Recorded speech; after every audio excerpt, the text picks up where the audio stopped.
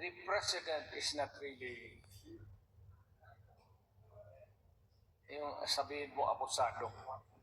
It would not be a fair comment na hindi naman talaga masamang tao si Presidente Marcos. But I seldom mention the names of the other side of the fence. But dito wala kasi akong na wala man tayong, there's no reason for us to be scared or oppression. Kasi wala man akong nakikita na yung tendency of a president to be abusive and would condone itong wrongdoing. Wala akong nakikita dyan. So, in this coming election, I hope that the president, kung marinig niya ako, bigyan na lang tayo ng, sabi ko, a fair shake of patas lang ang laban. Wala lang, we will not allow, kaya ko noon, nagprangka-prangka ako sa mga tao, na huwag kayong pumasok sa takutan pati yung sa bayan. That's not good. Let us keep democracy as was handed down to our parents. Yung i-preserve natin yung legacy na binigay nila sa atin. Although in the course of time, it was not really perfect. Pero we'll be able to maintain this kind of environment politically. So we try to maintain that kind of, whether we are the ones in power or opposition tayo. Sana si Presidente Marcos see to it that wala lang and yung vote buying, wala yun talaga. Kasi yung vote buying is really outward.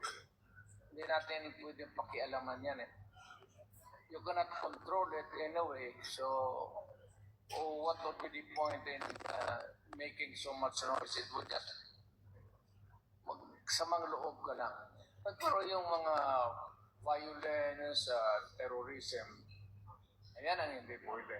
And I'm sure that the President, Mr. Marcos, would not allow that. Politiko siya at kumaan siya ng mga ganun. So, let us go back to our respective territories and start to organize. Mahirap mag-organize pag walang pera. So, ang PDP is a shoestring budget talaga to. But whatever na makuha namin na malaki, kung may magbigay man, ngayon ng mga negosyante, we will share with you whatever ibibigay namin sa yung mananalo na kagaya ni Bongo pati ni Pato hands down man ito sila. So wala na itong tsaka sila ang dapat magbigay sa atin, si Bongo ang magbigay.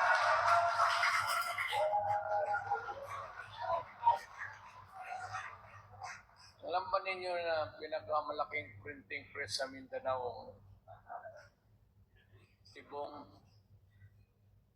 Kaya yung mga campaign materials inyo, para hindi kayo gawing bastos, ibigay mo na kay Bong. Kaya na niyan. Mga mga sample balot na gano'n. Kaya mo lang yan. Kaya di mo yan.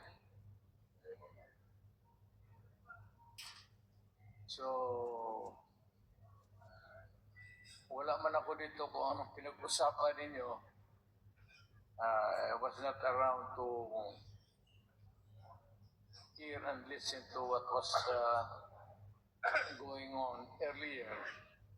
But I suppose that you were talking about what was really good for the PDP.